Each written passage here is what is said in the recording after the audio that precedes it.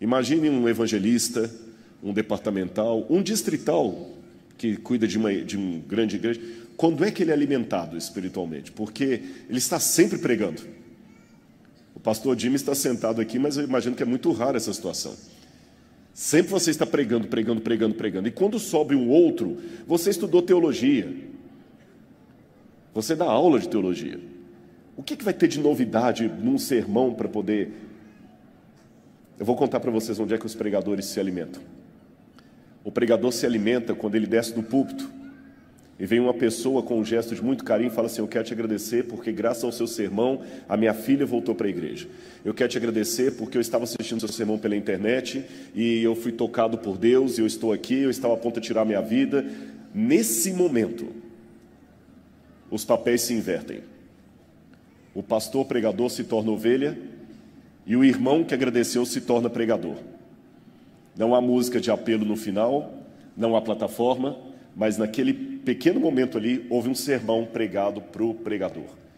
E você não sabe, às vezes, que a pessoa, antes de subir para pregar aqui, está chateado, está magoado e está ouvindo o diabo falar no seu ouvido: para com isso, você não deve estar aí. E aí Deus manda um anjo falar com ele: não, meu filho, eu quero que você continue.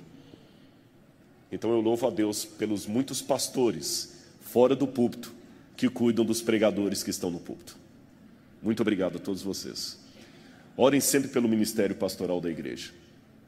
Tá certo? Orem sempre. E cuidado com a maledicência. Eu estou notando que nós às vezes somos muito pródigos em confessar pecados cometidos por outros. Quem tem ouvidos para ouvir, ouça. A gente confessa com muita força os pecados cometidos por outros. Eu tenho que confessar os pecados cometidos por mim. Eu não confesso os meus pecados, eu confesso os pecados dos outros. E confesso de novo, e confesso e vou confessando, e vivo a vida confessando pecados cometidos por os outros. Mas Deus não pode me perdoar o pecado que o outro cometeu, Ele pode perdoar o pecado que eu cometi. Bom, irmãos, vamos colocar a nossa projeção aqui. Eu quero falar um pouquinho com vocês hoje sobre o endemoniado de Gadara. E eu quero mostrar a última peça que o Museu de Arqueologia do NASP adquiriu. Na minha mão aí está um pequeno amuletozinho de bronze, vindo de Jerusalém, datado de 2000 anos, da época romana. E eu vou explicar melhor durante o sermão para vocês, mas esse amuleto é um porquinho, ou um filhote de javali, pequenininho. E ele pertenceu, provavelmente, a algum soldado romano dos que estavam estacionados em Jerusalém. Provavelmente na época em que Jerusalém foi destruída. Antes que eu explique o porquê de nós sabermos que esse porco pertenceu provavelmente a um soldado romano de 2000 anos que trabalhava em Jerusalém, eu vou explicar as razões durante o sermão.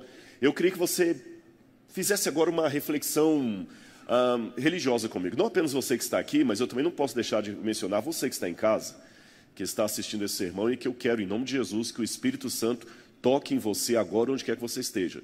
Aqui em São Paulo, em outros estados do Brasil, no mundo, que você seja tocado por essa mensagem. Ainda que você não esteja assistindo ao vivo, que seja uma gravação da internet, mas que Deus toque no seu coração. Voltando à reflexão, imaginem 2000 anos atrás, o dono desse amuleto, um soldado romano, andando pelas ruas de Jerusalém. Quais são as pessoas com as quais ele conviveu? Em quantas mãos esse porquinho de bronze passou? E um porco em Jerusalém, que coisa é essa? Eu imagino que ele passava, e depois que ele passava, as pessoas ficavam de cabeça baixa, e depois que ele passava, cuspiam no chão. Que eles odiavam a presença dos romanos ali. E os judeus odiavam porque eles ficavam sempre vendo a insígnia romana e questionando por que Deus não age. E a introdução desse sermão parece ser uma contradição à música que o Kaká cantou e à música que o coral de Angola cantou. Porque o coral cantou de gratidão, nós também cantamos de gratidão. Ontem o pastor Arilton fez um sermão sobre gratidão, o pastor Jimmy falou de gratidão, e você cantou que Deus cuida de mim. Mas eu imagino que durante esse momento alguém aqui, ou através da internet, ficou pensando: não cuida não. Se Deus cuida de mim, por que eu recebi esse laudo de câncer? Se Deus cuida de mim, por que Ele não prometeu, por que Ele não protegeu daquilo ali? Se Deus cuida de mim, eu não sou leitor de pensamento, não sou profeta, não sou filho de profeta, mas eu posso sentir que talvez aqui nesse auditório, muita gente no sentimento está contradizendo o que foi contado. Deus cuida de mim, Deus cuida de vocês aí da frente que estão com a vida ganha. Deus não cuida de mim. E os judeus daquela época, vendo aquele romano carregando aquele amuleto de porco pelas cidades, perguntam, será que Deus cuida mesmo do seu povo? Por que ele não volta? Por que ele não age? Por que ele não faz alguma coisa? Já que eu tenho que levantar uma problemática nesse sermão, eu recebi um livro sobre o sábado de 1919. Será que Guilherme Stein, quando estava recebendo a publicação desse livro, imaginaria que nós chegaríamos a 2018 e Jesus não voltou? E o mundo cada vez mais caótico. Essa semana foi uma semana de notícias trágicas. E por que Jesus não volta? Eu estou vendo aqui o Dr. José Carlos Amos, foi meu professor de Apocalipse. Eu nunca esperava, pastor José Carlos Amos, que eu veria o senhor aposentado e eu pregando aqui, já contando o tempo de obra. Eu pensei que Jesus ia voltar antes da gente sair do IAN. 2, ele também. Aliás, eu acho que muitos dos pastores que estão aposentados aqui, pastor Zé Ferino foi o diretor lá, eu acho que muitos de vocês, quando fizeram teologia, não imaginariam estar um dia jubilados. Talvez alguns de vocês foram fazer teologia com o pai falando assim, não perca tempo com isso, Jesus vai voltar antes de você terminar o curso. E por que ele não volta? Irmãos, nós temos que fazer as perguntas certas, por que Deus não age? Algumas pessoas perguntam, teólogos têm dúvida de fé? Porque responder tantas perguntas, né? Eu falo com vocês que nós temos muitas dúvidas, sim. E antes que você pense, puxa, Rodrigo, então agora tem que tirar do púlpito. Você está admitindo que você... Não é à toa que um dos livros que eu escrevi, o título é O Ceticismo da Fé. Porque às vezes é preciso duvidar para crer. As dúvidas de fé não me fazem perder a confiança em Deus, mas são dúvidas que me dão certa angústia. Por exemplo, a dúvida do Cristo na cruz do Calvário. Deus meu, por que me desamparaste? Foi uma interrogação. A dúvida de Deus, por que Ele não livrou alguns acidentes que nós ouvimos. A dúvida, por que Ele não...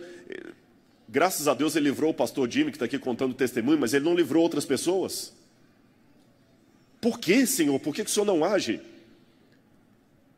E no passado, eu não fico com vergonha de expressar para os irmãos que às vezes eu tenho essas dúvidas por 2 motivos. Primeiro, porque assim eu relembro a você que quem está pregando aqui é um ser humano como você, não uma máquina. E em segundo lugar, porque quando eu abro o livro sagrado, eu encontro eco para os mesmos questionamentos que eu faço em grandes heróis da Bíblia. Querem um exemplo? Já que eu mencionei o pastor Zé Carlos Amos e as aulas de Apocalipse, eu não sei se aprendi bem a lição, mas vamos ler uma das passagens, Apocalipse capítulo 6, verso 10. Homens de fé. É lógico que isso aqui é um símbolo, porque as pessoas quando morrem, elas não têm mais pensamento, não têm mais sentimento. De maneira simbólica, o Apocalipse apresenta as almas daqueles que morreram como mártires, clamando a Deus. E o que eles clamam? Verso 10, clamaram em grande voz, dizendo, até quando, ó soberano, santo e verdadeiro, não julgas e não vingas o nosso nome dos que habitam, o nosso sangue, dos que habitam sobre a terra? Irmãos, o Apocalipse foi escrito na linguagem do Oriente Médio. E vocês notaram ontem, os que estavam aqui, quando o Leonardo Gonçalves começou a cantar uma das músicas, alguns israelenses que estavam aqui na frente, eu até fiquei com medo do pessoal se escandalizar. Eles levantaram e começaram a... Irmãos, eles não estavam ofendendo a igreja. Eles não estavam entendendo por que a música estava cantando e ninguém estava celebrando. Aquela é uma música de casamento. Tem que ser celebração, por isso que ele levantou e começou a... É o estilo do Oriente Médio. O Shabat, quando eles vão receber no Muro das Lamentações, eles começam a cantar. David, Melech, Israel. E eles pegam você e começam a fazer roda. O Shabat é uma festa. Eles cantam. E quando estão bravos também, eles expressam. Eles falam rápido, alto, mesmo numa conversa normal. Se eu viro para o pastor Martini e falar, pastor Martini, dá para a gente fazer isso? Não, Rodrigo, não dá, tudo bem. Se fosse no Oriente Médio, como não dá? Não dá. Seria mais cheio de gestos e mãos e falas altas e não é briga, é normal. Então, pensando nesse contexto do Oriente Médio, nesse jeito deles agirem, o texto que eu acabei de ler não é dito com voz de frequência modulada. Ó santo e soberano. Até quando não julgas o nosso sangue dos que habitam sobre a terra? Não, João escreveu numa perspectiva do Oriente Médio. Eles estavam clamando mesmo. Ó Senhor, até quando? É aquele clamor do salmista: Senhor, até quando o Senhor deixará os ímpios pisar em Jerusalém? É aquela oração que, se eu fizesse aqui, iria assustar muita gente. Senhor, até quando o Senhor vai deixar o inimigo zombar de nós? Onde é que está a sua promessa? É reclamar mesmo. Tem uma palavra em hebraico para isso, intraduzível, chama chutzpah. Chutzpah é uma audácia, é uma confiança, é aquilo que você fala como aquela viúva que foi atrás do juiz iníquo até aceitar. Chutzpah é pedir realmente. Então esse clamor, essa dúvida de fé que eu estou falando, que eu levanto aqui, não é problemas com a minha doutrina, não é problemas com a minha identidade adventista ou cristã, não é perda de confiança em Deus, é chutzpah, é clamar: Senhor, o Senhor prometeu que ia voltar. E você tem que fazer essa oração. E os judeus daquela época também faziam. Mas vocês sabem que quando o povo tem esperança e quer demais alguma coisa, oportunistas acabam aproveitando a oportunidade, desculpem a redundância, o pleonasmo é proposital, os oportunistas aproveitam o momento justamente para encaixar: olha, vocês querem isso? Eu vou dar para vocês. Aliás, a mídia hoje faz muito disso aí. Em alguns casos, propaganda é uma maneira inteligente de convencer você a comprar aquilo que você não precisa com o dinheiro que você não tem, para mostrar quem você não ama aquilo que você não é. E naquela época já havia essa mídia. O povo quer o quê? O Messias. E o Messias não vem. Essa moeda que faz parte do acervo do UNASP, eu espero que você conheça o Museu de Arqueologia Bíblica do UNASP, o único da América Latina, e orem pela construção do museu. Essa semana nós conseguimos aprovação na Lei Rouanet. Em nome de Jesus. Quando digo nós, eu estou colocando nós, não é simbólico não, é porque não sou eu sozinho. Tem uma equipe trabalhando aí, tá certo? Então, em nome de Jesus, nós vamos em breve ter... O acervo nós temos uma Ferrari, não tem garagem. E essa é uma das moedas que temos no nosso acervo aqui, uma moeda original de Herodes. E o que me chama a atenção são duas coisas. Ah, não adianta, o laser não vai funcionar. Vocês percebem então um capacete? Do lado de lá, do lado esquerdo, tem o nome Herodes Basileus, que seria Herodo Basileus, rei Herodes. E do lado de cá tem um capacete com uma estrelinha. Essa estrela é identificada por muitos como um símbolo messiânico. Herodes se proclamava Messias. E sabe onde é que está a prova? Lá onde está escrito Herodes Basileus, o rei Herodes, você percebe que tem um P com uma cruz embaixo? Na verdade, não é um P, são duas letras gregas, o Ri e o Ro, que é a abreviatura da palavra Christos. Então Herodes dizia: eu sou o Cristo de vocês. Mas o povo se frustrou logo ao ver que Herodes não podia ser o Cristo.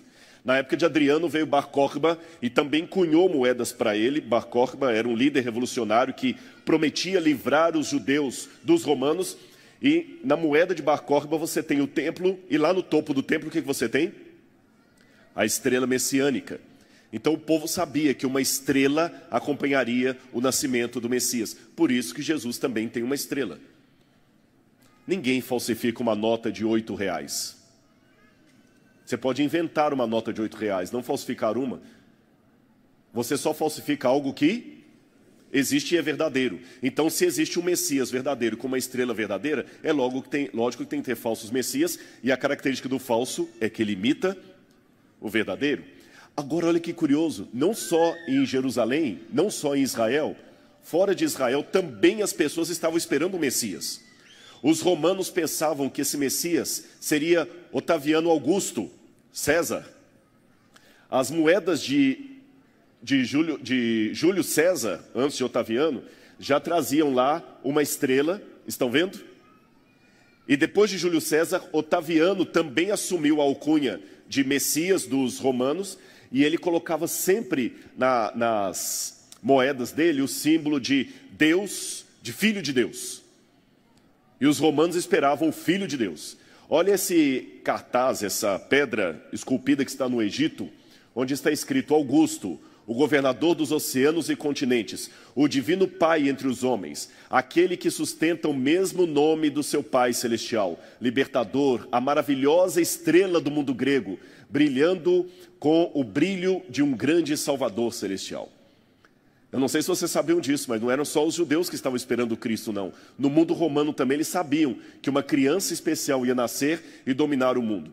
Nesse painel, nesse umbral que está em Priene, na Turquia, você tem um nome dedicado à deusa Atena e ao imperador César, filho de Deus, o Deus Augusto.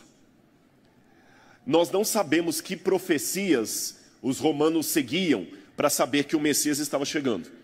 Mas a senhora White diz que Deus não deixou o mundo em trevas absolutas, que mesmo os povos pagãos tiveram brilhos da luz sob os quais eles andavam. Não é à toa que os magos do Oriente eram astrólogos e reconheceram de alguma maneira as profecias. Pode ser talvez pelo mundo persa, porque os judeus tiveram no cativeiro da Babilônia e depois da Pérsia, e talvez tiveram contato com a profecia de Balaão.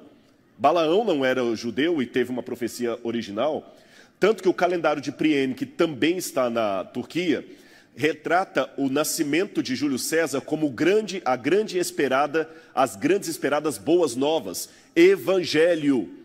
A palavra evangelho aparece primeiro no plural, atribuindo ao nascimento de Augusto. Mas os romanos também estavam frustrados, porque Augusto não parecia ser aquele que traria a paz mundial.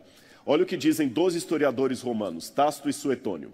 Tácito dizia: muitos estavam persuadidos de que constavam nas antigas profecias dos sacerdotes, de que por esse tempo o poder subiria de onde? Judeia, do Oriente, e da Judeia viriam os dominadores do mundo. Coisa muito parecida foi dita por Suetônio. 2 historiadores romanos testemunhando que havia uma expectativa frustrada, porque o Messias não havia vindo. De novo, em Jerusalém, na época da guerra dos romanos, no ano 70, você tem João de Giscala e Shimon Bar Giora, 2 líderes revolucionários que prometiam ser o Messias. E o que eles queriam fazer? Livrar Israel das mãos dos romanos. Não esqueça do porquinho que está no museu aqui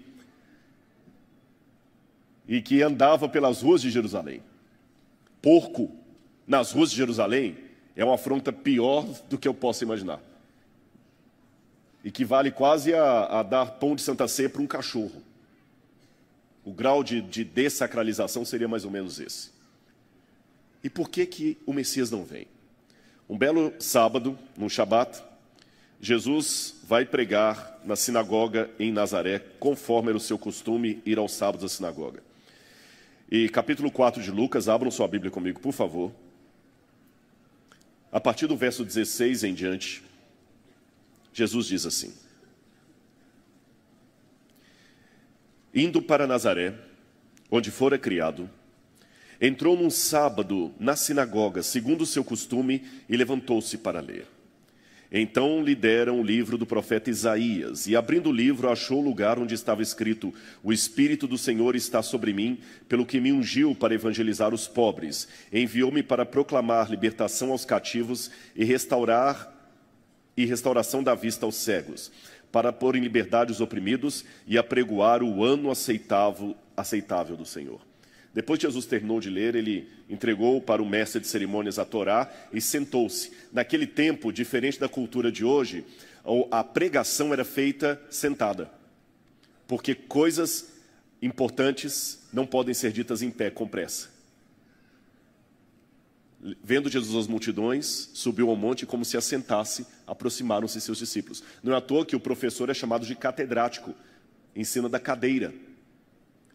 E Jesus, sentado, começou o sermão dele e falou algo que enfureceu os judeus daquela época.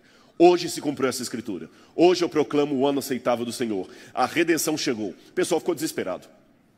E queriam apedrejar Jesus. Por quê? Jesus está querendo brincar com os nossos sentimentos? João de Giscala e Shimon Bar Giora não haviam aparecido ainda, mas havia tido outros no passado que já tinham sido combatidos, como Judas da Galileia. No ano 6 depois de Cristo, teve um líder chamado Judas da Galileia, que o livro de Atos dos Apóstolos até faz menção dele. Esse Judas da Galileia, ele queria prometer às pessoas que eles seriam redimidas por ele e que ele era o Messias. Os romanos chegaram, mataram Judas da Galileia, prenderam, depois mataram, e mataram várias pessoas na Galileia. Então as pessoas tinham trauma desses sujeitos que chegavam dizendo ser o Messias, e Jesus não tinha nada. Falaram: mais um para nos iludir, vai embora daqui. Seria equivalente a aparecer alguém agora marcando data para a volta de Jesus. Não queremos ouvir você. Só que eles, como são passionais, lembra que eu falei isso? Eles quase apedrejaram Jesus. Eles tinham uma convicção que o Messias deveria vir, mas junto com a convicção tinha uma grande angústia, porque Roma estava ali. E se tinha uma coisa que os judeus tinham pavor na época de Cristo, e que marcava para eles a sensação de que as promessas de Deus não estavam sendo cumpridas, era a presença romana ali em Jerusalém e em todo o território da Judeia e Galileia. Pérea, Samaria, embora os samaritanos eles odiassem. E a legião romana chegava com pompa. Os que mais se destacavam eram os soldados da 10ª Legião Fretenses. Que legião era esta? Essa legião foi fundada por Júlio César, e na época das guerras romanas, ela lutou ao lado de Pompeu, e ela foi vitoriosa no Estreito de Messina. E por causa disso, ela foi apelidada de Fretenses. Fretenses, em latim, você tem fretum, o Estreito do Mar. Então, Otaviano Augusto, quando se tornou o primeiro imperador de Roma, ele pegou a legião mais importante que ele tinha e, em homenagem a Júlio César, falou: essa legião será a 10ª legião. E se chamará 10ª Legião Fretenses, a 10ª legião dos homens do mar, dos homens que vencem no mar. Guarda essa informação porque ela é importante. A 10ª legião dos homens que vencem do mar. E quando Roma, Pompeu, conquistou a região da Judeia e da Galileia, sabem quem que Roma destacou para cuidar da região ali? A 10ª Legião Fretense. Por quê? Os judeus eram pródigos em fazer rebelião. Você sabe da história. Aquele povo é complicado, pensavam os romanos. Eles sempre fazem rebelião, uma rebelião atrás da outra. Então vamos mandar a melhor legião romana para ficar tomando conta lá, para não ter problema. Só um avanço na história para ilustrar para vocês.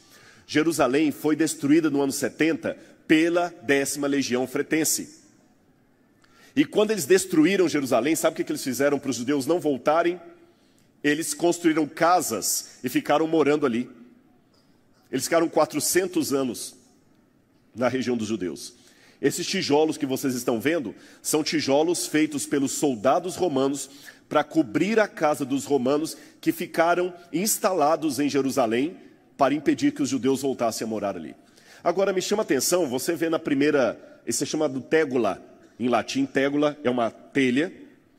A primeira telha de lá tem escrito, ó, L, X, fre, estão vendo lá? L de legião, em latim, legio. X, 10ª, e fre de fretense. E do lado de cá você tem também, ó, legião, tá certo? Letiones, em latim, 10ª, F de fretenses. Em cima está o primeiro símbolo da legião, um barco. Lembra que eu falei que eles eram os vitoriosos do mar? Fretense. Você não fala da frota marítima? Fretense, frota. O barco, ótimo. Mas eles tinham outros símbolos também. Eles tinham o símbolo do boi e do deus Netuno.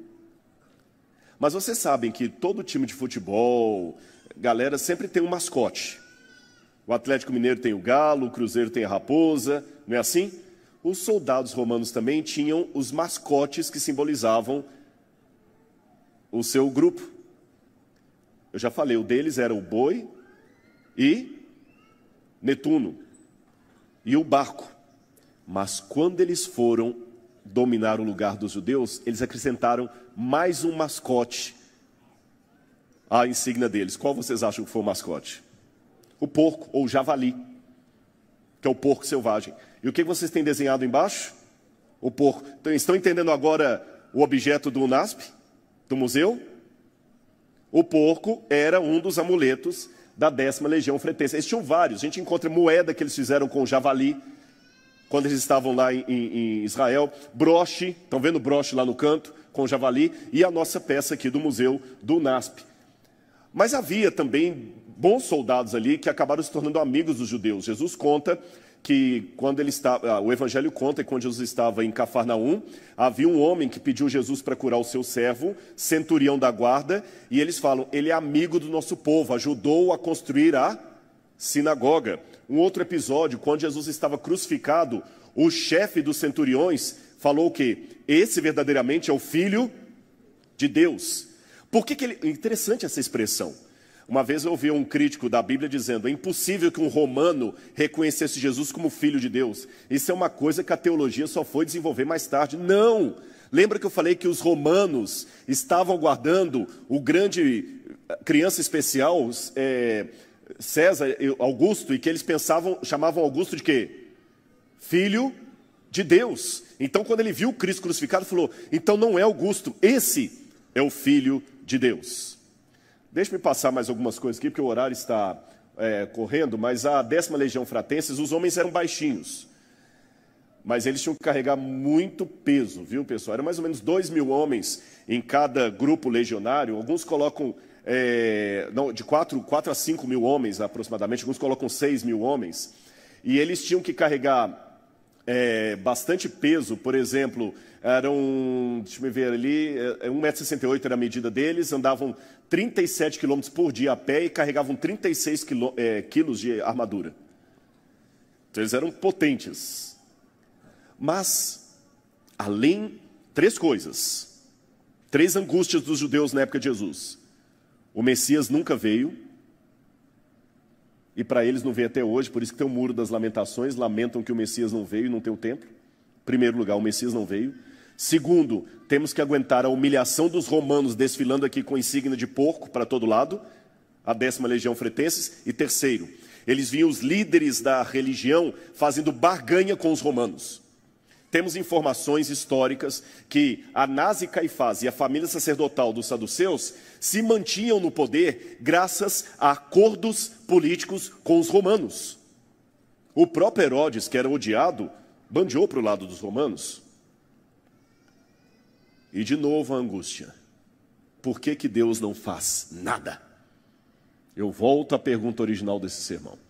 Apenas para mostrar para você que aquelas perguntas que eu esbocei na introdução dessa pregação são perguntas que já eram feitas 2.000 anos atrás, na época em que o Salvador pisou na terra de Israel.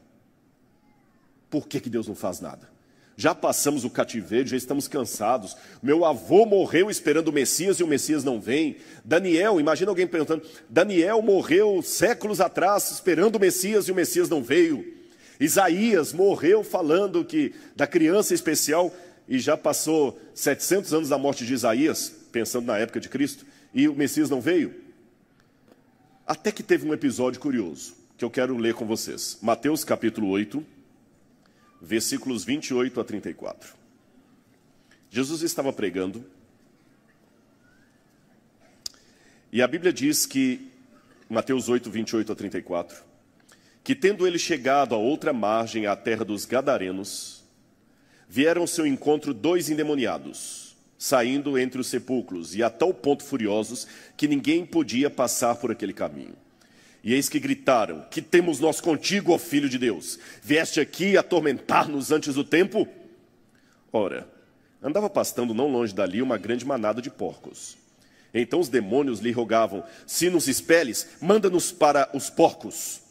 E depois ordenou-lhes Jesus.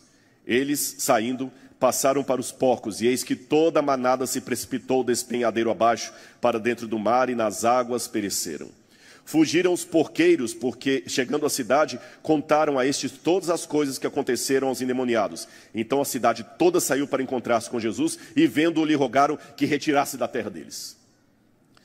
Eu não vou entrar no mérito da questão aqui, para não fugir do meu tema, mas há alguns pequenos problemas aqui, exegéticos. Um deles é que, se você ler Lucas e Marcos, eles falam de gadarenos e gerasenos.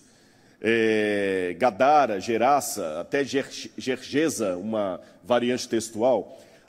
Para resumir isso aqui, sem complicar demais e fugir do foco do meu sermão, apenas digo para você que essas variantes não devem nos assustar. A Bíblia não fala que o episódio aconteceu na cidade de Gadara. Foi em algum lugar à beira-mar. E à beira-mar não existe nenhuma cidade de Gadara. O lugar mais provável da cidade de Gadara, nós temos 2 sugestões. Um seria ali embaixo, não sei se dá para vocês verem, que dá mais ou menos uns 8 quilômetros da costa. E há outros que pensam que a cidade de Gerash, que seria a capital de todo lugar dos Gerasenos, é uma cidade que hoje fica na Jordânia, a 50 quilômetros do Mar da Galileia. Então é muito improvável, do ponto de vista geográfico, que a história tenha acontecido na cidade.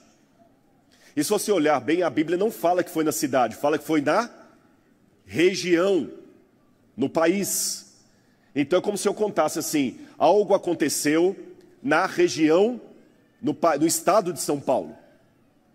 E depois que isso aconteceu, imediatamente foram e comunicaram ao governador de São Paulo, que veio.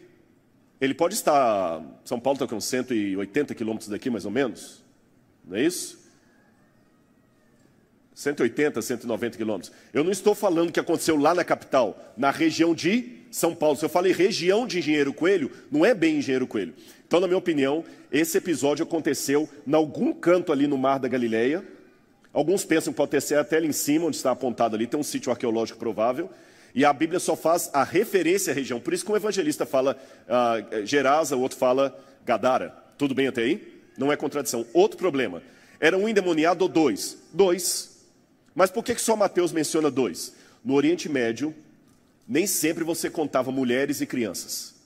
Podia ou não contar. Lembra o milagre da multiplicação dos pães? Havia ali 5.000 homens, aí um evangelista fala, fora mulheres e crianças. Mateus era mais meticuloso. Era contador, né? Sabia de contas, né? Provavelmente seria um homem e uma criança, ou um homem e uma mulher. Por isso que ele fala dois, os outros só mencionam um. Ficou claro também isso aí? Ok. Continuando a nossa história, agora eu quero terminar o meu sermão falando uma coisa interessante para vocês. Marcos ouviu falar essa situação. Você sabe que provavelmente o Evangelho de Marcos foi escrito sob influência de Pedro. Então Marcos não estava presente na cena, mas Mateus estava. Então Mateus contou a coisa como aconteceu. Eu, Rodrigo, particularmente acredito que a história é verdadeira em todo sentido. Alguns críticos da Bíblia que pensam que isso aí é sensacionalismo. Não, não é. Nós temos muitos indícios históricos, eu não vou dá-los aqui, que os evangelhos são um relato histórico fiel. Tudo bem? Então eu repito perante a igreja, o episódio aconteceu. Houve 2 demoniados na região, Jesus curou aqueles homens e os demônios foram para os porcos e os porcos precipitaram o mar abaixo. Eu não tenho dúvida disso. Mas o evangelho de Marcos tem uma característica específica em relação aos outros evangelhos. Ele é irônico. Por exemplo, Marcos que conta de todos que naquele milagre do mar se agitando, Jesus tinha um travesseirinho debaixo da cabeça. Marcos é um evangelho irônico. E você sabe que a ironia é um tipo de inteligência especial que só pessoas muito inteligentes percebem. O tolo não percebe a ironia. E Marcos, quando escreveu esse evangelho, provavelmente pelo ano 52, 55, é a data que eu trabalho. Eu sei que alguns colocam Marcos lá no ano 65. Eu acho que Marcos deve ter sido em torno do ano 50, foi o primeiro evangelho a ser escrito. Marcos, quando escreveu isso, ainda vivia à sombra daquelas pessoas que não aceitavam Jesus como Messias, porque ele não trouxe a paz que Israel esperava. Não livrou os romanos, não livrou Israel dos romanos. Jerusalém ainda tinha romano desfilando lá com insígnia de porco para todo lado. Então o que Marcos fez? Marcos provavelmente está na base do evangelho de Lucas. Lucas pesquisou. Mateus pode ter usado Marcos também, mas Mateus não precisava usar Marcos em tudo, porque muita coisa Mateus viu pessoalmente. Lucas não viu, então Lucas usou como fonte Mateus e Marcos. Entenderam isso aí?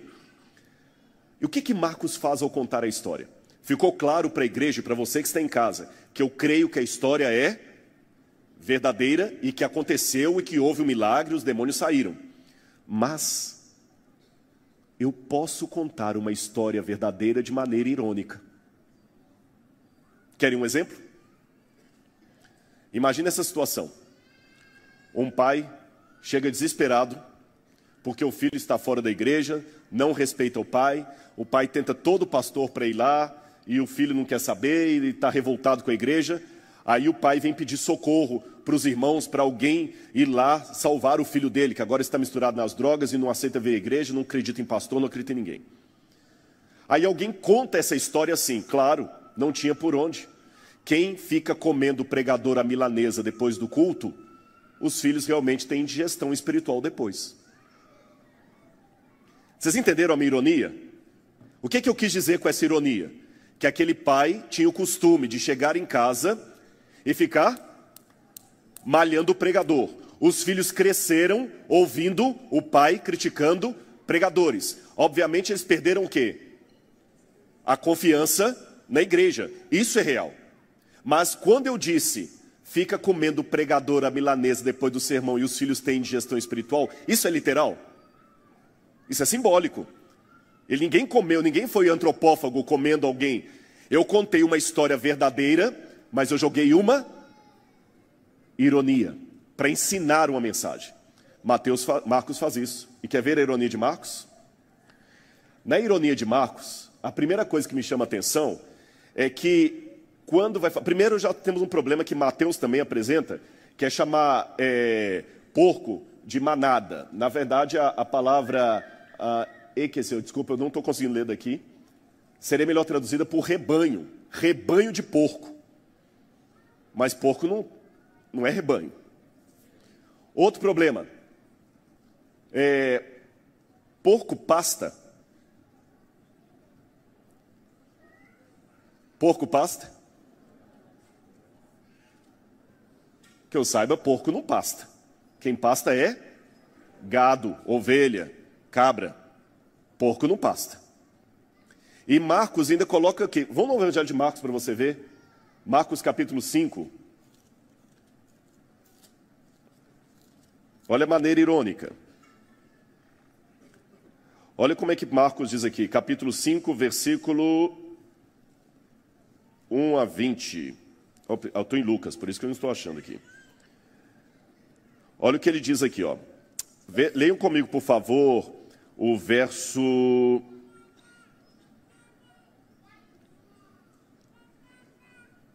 O verso 11. Ora, pastava ali, pelo monte, piorou.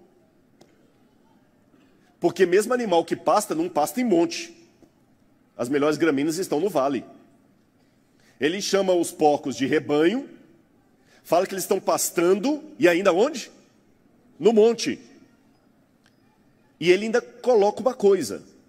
Quando Jesus pergunta o nome do demônio, o que é que o demônio responde na versão de Marcos, e depois Lucas vai pegar? Não ouvi? Legião. O que é legião? Legionários romanos. E de onde os legionários romanos vigiavam as cidades? Nos altos dos montes. E o que os judeus mais angustiavam? Os legionários que ficavam nos altos dos montes. Curioso isso. E o que aqueles demônios pedem a Jesus? Que os mandasse aos porcos. Por que o demônio fez isso? Isso é fácil de responder. Por que o demônio pediu a Jesus? O demônio pediu, os demônios, que eram uma legião, pediu a Jesus para ir para os porcos, porque eles queriam causar um prejuízo que trouxesse rejeição a Jesus, como de fato deixou. Isso é fácil de responder. A pergunta mais difícil é, por que Jesus atendeu? Porque Jesus queria, tudo que Jesus fazia era inspirado, mostrar uma lição para os judeus e para mim e para você que íamos saber desse episódio depois. Jesus não atendeu porque ele foi enganado pelos demônios. Ele sabia o que estava fazendo. Os demônios foram para os porcos, aquele povo não era judeu, por isso que eles criavam porcos, era a região de Decápolis. E os porcos cheios com a legião foram ironicamente para onde? Para o mar. Outra coisa interessante, porco, quando assusta, eles debandam cada um para um lado. Esses não, foram todos em direção ao mar. A 10ª Legião Fratensis era conhecida por esse nome por ser especializada em quê? Em mar. E o que é legião? Grupo de soldados romanos. Olha como Deus é sábio. Deus aproveitou uma situação histórica, real, e inspirou o Marcos a escrever aquilo de tal maneira que respondesse aos judeus do seu tempo. Sabe por quê? E tem mais um detalhe que eu não posso esquecer. Na versão de Marcos, os demônios não falam com Jesus: viestes atormentar-nos antes do tempo. Olha na sua Bíblia aqui. Olha como é que eles falam para Marcos. Verso 10, 5 verso 10. Rogou-lhe encarecidamente que não os mandasse para onde? Fora do país. O que Marcos está mostrando aqui? O Messias veio e ele tinha poder para mandar todos os demônios, inclusive a legião romana, para fora do país. Ele tinha poder de fazer com a 10ª legião fratenses e sua insígnia de porco a mesma coisa que fez com os demônios, a legião de demônios que foram para os porcos. Ele tinha poder para isso. Tanto é que ele tinha poder que os próprios demônios lhe imploraram para que não os mandasse para fora do país. Se eles imploraram aquilo com medo, é porque ele tinha poder para fazer isso. E sabe por que ele não fez? Porque vocês estão cometendo o mesmo erro dos gadarenos. Vocês estão amando mais os porcos do que o Messias. Por causa do prejuízo dos porcos, eles mandaram o Messias embora da terra deles. E vocês estão fazendo a mesma coisa. Estão preferindo porcos ao Messias. Por isso, o ato impenitente de vocês impede Deus de agir. Ficou claro para a igreja? Não é uma parábola. É uma história real da qual tirou uma lição parabólica. Por isso que os demônios são a legião. Os porcos. Ele tinha poder. Como ele tem poder hoje para fazer muita coisa. E ele não faz porque nós, repetindo o mesmo erro do passado, nós estamos amando mais os porcos do que o Messias. Estamos agindo como os pagãos de Gadara. Até quando? Até quando, irmãos, nós vamos ficar amando? Nós queremos mesmo ver o Messias? Quem quer dá um jeito, quem não quer dá uma desculpa. Qual é a prioridade da sua vida? Qual é a prioridade? Hoje estou notando que muita coisa está se tornando tão comum. Há muitos casamentos que têm a cerimônia de casamento e logo depois tem uma festa com música de rock e tudo mais. E é tudo normal. Há muitos pais que chegam em casa, o filho está com a música de rock de maior altura, ele deixa: eu não quero perder meu filho. Você está colocando seu filho acima de Deus. Nós estamos sendo permissivos com muita coisa. E repito o que eu comecei nesse evangelho aqui. Ontem alguém me fez uma pergunta: qual a diferença entre alardear erros e denunciar o pecado? Alguém me fez essa pergunta ontem. Eu falei: quando você denuncia o pecado, em primeiro lugar, você tem que ir à pessoa e falar com ela. E de maneira geral, exortar a igreja, como eu estou procurando fazer aqui. Agora, quando você só quer denunciar o pecado do outro, como eu falei, isso é maledicência. Mas todos nós devemos reconhecer que nós precisamos, nessa escola, nessa igreja, na nossa casa, na minha família, nesse bairro, nesse lugar, de um reavivamento do Espírito Santo. Irmãos, por melhor que os professores de teologia tentem preparar os alunos, nós nunca saímos da faculdade preparados para fazer um sepultamento fúnebre, um serviço fúnebre. Nunca, nunca. Por melhor que seja o professor de liturgia, você nunca está pronto para sepultar uma pessoa, para confortar alguém que morreu. Não se aprende isso. É doído. E cada vez que você faz um sepultamento, você pede a Deus que seja o último.